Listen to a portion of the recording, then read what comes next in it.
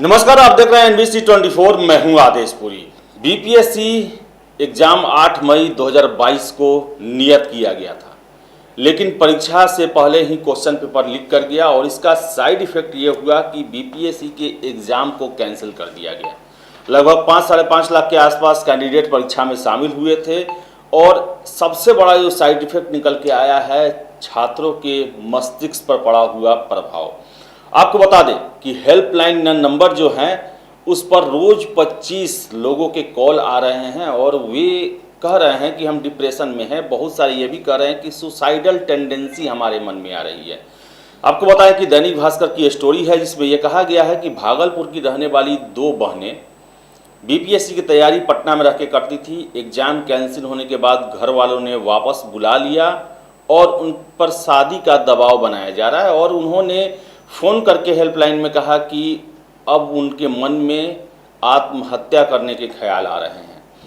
काफ़ी ख़राब side effect है। आपको बता दें कि बीपीएससी जो है वो छात्रों के साथ जो है भावनात्मक रूप से लगाव सिविल सर्विसेज को हो जाता है। छात्रों का बहुत मुश्किल होता है उससे बाहर निकल पाना कि आपका परीक्षा अच्छा गया हो या आप तैयारी कर रहे हो और एग्ज़ाम कैंसिल हो जाए।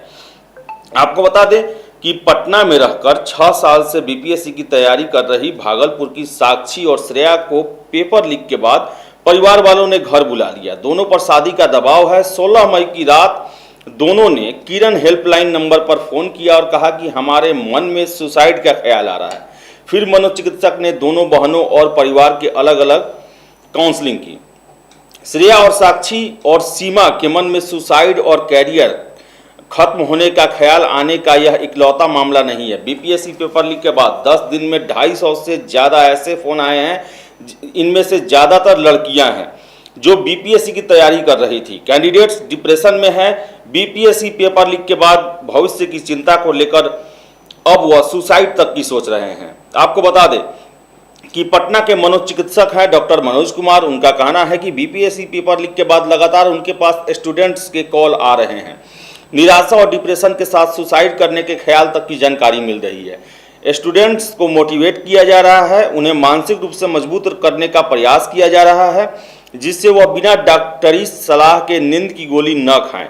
इसके साथ ही डिप्रेशन में कोई भी रूप से गलत कदम न उठाए, इसके लिए काउंसलिंग भी की जा रही है। आपको बताते चले कि पटना में राज्य के अलग अलग जिलों से आकर स्टूडेंट प्रतियोगी परीक्षाओं की तैयारी करते हैं। स्टूडेंट के साथ परिवार वालों को भी काफ़ी उम्मीदें होती हैं। बीपीएससी पेपर लीक के बाद उम्मीदों के साथ स्टूडेंट के सपने टूट गए। इस कारण से वो डिप्रेशन के शिकार हुए। पटना में कोचिंग करने वाले अधिकतर स्टूडेंट इस तरह घटना के बाद से कोचिंग छोड़ दिए हुए हैं। परिवार से भी वह दूर हो गए हैं। बीपीएससी पेपर लीक के बाद मनोचिकित्सकों के पास स्टूडेंट की कॉल आ रही है। वो अपनी पीड़ा बताकर समस्या का समाधान पूछ रहे हैं। मनोचिकित्सकों के पास आ रही समस्या में कई गंभीर मामले हैं। हर रोज 25 से अधिक कैंडिडेट्स के फ़ोन आ रहे हैं। इसके पहले हेल्पलाइन पर इक्का दुक्का ही कॉल आते थे। आपको बताते चले कि कुछ केस जो है उसका चर्चा किया गया है कि पटना में 5 साल से बीपीएससी की तैयारी कर रहे ब्रजेश ने मनोचिकित्सक को फ़ोन कर सुसाइड जैसे विचार आने की बात कही। स्टूडेंट का कहना है कि बीपीएससी का पेपर लीक होने के बाद अब उम्मीद टूट गई है।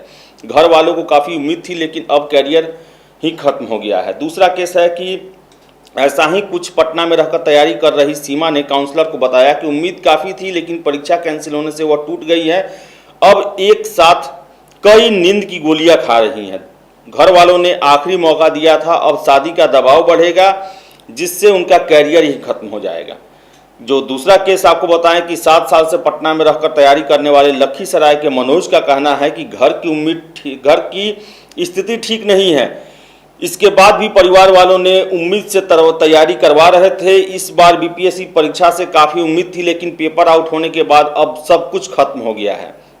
अब तो जीवन का कोई उद्देश्य ही नहीं बचा है, बस खुद को खत्म कर लेने का ख्याल आ रहा है। तो ऐसे फ़ोन आ रहे हैं और कितना ये तोड़ने वाला खबर है। मैं भी तैयारी किया हूँ, सीरियस तैयारी किया हूँ और मुझे भी पता है कि कैसे एग्ज़ाम का प्रेशर जो है मन में बना रहता है। जब आप फॉर्म फिलअप करते हैं तब से ही वो परीक्षा आप पर हावी हो जाता है। आप उसी के भरोसे जागते हैं, सोते हैं, अपना सब क्रियाकलाप परीक्षा को ध्यान में रखते हुए ही करते हैं।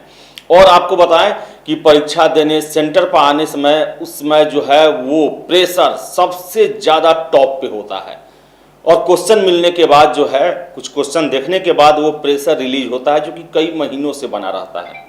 ऐसे में जो छात्र तैयारी किए थे, दिनों रात एक करके तैयारी किए थे, उनका परीक्षा भी अच्छा गया। उन्हें उम्मीद थी कि मेहनत जो है पीटी के लिए जो किया गया था वह सफल होते दिख रही है। लेकिन जैसे ही वो परीक्षा केंद्र से बाहर निकले, उन्हें एक ऐसी खबर पता चली जो कि आज तक बीपीएससी के इतिहास में हुआ नहीं था। और इसी का साइड इफेक्ट है कि 250 के आसपास तो कॉल अभी मनोचिकित्सकों के पास आ चुके हैं, और ऐसे हजारों कैंडिडेट होंगे जिनको कुछ सूझ नहीं रहा होगा कि वो क्या करें, और उनको पता भी नहीं होगा कि मुझे डिप्रेशन हुआ है। वो विचलित होंगे, परेशान होंगे, और इसी डर में जी रहे होंगे कि अब पता नहीं भविष्य में क्या होगा, पता नहीं मैं दोबारा इसी परीक्षा को दूंगा तो वैसा परफॉर्मेंस कर पाऊंगा या नहीं जैसा मैंने किया। तो तरह तरह की समस्याएं हैं, और जो मेंटल जो प्रॉब्लम होता है वो दुनिया का सबसे बड़ा प्रॉब्लम होता है। आप किसी बीमारी जो कि शारीरिक बीमारी है उससे आप निपट सकते हैं, किसी दर्द को सह सकते हैं, लेकिन जो मन में जो चलते रहता है, जो डिप्रेशन के समय में होता है, मानसिक रोग जो होता है, उससे लड़ पाना बड़ा ही मुश्किल होता है। और वैसा कोई भी माहौल नहीं है जो उसे संतुष्टि प्रदान कर सके। उसके लिए एक ही माहौल है, जो चीज़ आपने सोच रखा था अगर वैसा नहीं हुआ तो फिर वो बहुत बड़ा विकार का कारण बन जाता है। तो मैं समझ सकता हूँ इन छात्रों की समस्याएं, और मेरा भी यही कहना है कि परीक्षा कैंसिल हुआ है तो इससे हतोत्साह नहीं होना है। ये अगर कैंसिल हुआ है तो आपके भलाई के लिए ही हुआ है, और हो सकता है कि आप अपने हिसाब से कट ऑफ से ऊपर अपने आप को आप माप रहे हो, लेकिन क्वेश्चन वायरल हो गया था, वैसे लोगों के पास क्वेश्चन पहुंच गया था जो कि 2 नंबर तरीके से पास करना चाहते थे, और वो ही हो सकता था कि आपका कट ऑफ बढ़ा देते। आप तैयारी करने के बावजूद भी, आप कट ऑफ में होने के बावजूद भी वो कृत्रिम रूप से कट ऑफ बढ़ा रहा था और आपका चयन नहीं हो पाता, या फिर इसका भंडाफोड़ नहीं होता। तो हो सकता है कि मेंस में आपके साथ कुछ गड़बड़ होता या फाइनल रिजल्ट में कुछ गड़बड़ होता। तो कम से कम जो स्वच्छ जो कंपटीशन होता है उसके लिए माहौल बनेगा इस भंडाफोड़ के बाद, ये आपके लिए ही सही है, आपके तैयारी के लिए सही है कि आपको हेल्दी कंपटीशन मिलेगा और किसी तरह का भेदभाव उसमें नहीं होगा। तो इसे आप अन्यथा में ना ले, डिप्रेशन में ना ले, घर वालों को कॉन्फिडेंस में ले कि आपने मुझ पर विश्वास किया है तो विश्वास बनाए रखें, और सिविल सर्विसेज की परीक्षा आपको बता दें, ये जो है संघर्ष खोजती है, मेहनत खोजती है, समय भी खोजती है। तो सभी तरह से आप तैयार रहें, और सबसे बड़ी बात आपको बता दें कि इसमें असफल होने पर ये ना सोच ले कि आप किसी लायक नहीं रहे। हो सकता है कि ईश्वर ने आपको इससे बड़े काम के लिए बनाया हो। तो हमेशा सकारात्मक रहें, और किसी भी जो नकारात्मक विचार को है मन में बैठने ना दें। परीक्षा कैंसिल हुआ है, ऐसा नहीं है कि आपका नहीं हुआ है, परीक्षा फिर दोबारा होगा। आप फिर से तैयारी करके आप अच्छे अंकों के साथ पास कर सकते हैं, मेंस में अपनी जगह बना सकते हैं। तो फिलहाल इस वीडियो में इतना ही। वीडियो पसंद आए तो लाइक शेयर करें, हमारे चैनल NBC 24 को सब्सक्राइब जरूर कर लें। धन्यवाद।